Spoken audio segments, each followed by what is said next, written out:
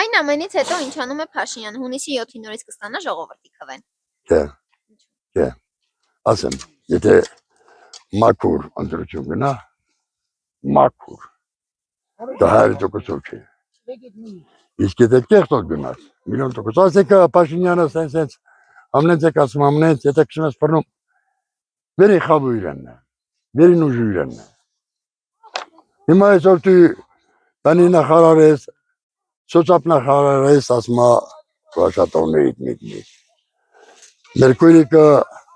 արդարադատության նախարարա, ասում է մեկնի։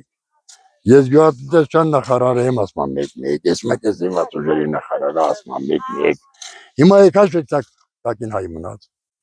Մեզ նապաստակներ պետք չեն։ Մի օր լավ առույցի կյանքով ապրես, չեմ կա 100 տարի շակալի կարգով։ Իմացար, ինքը այդ շակալներից է։ Հեսա 7-ից հետո արդեն ինքը կարող ստեղել չի։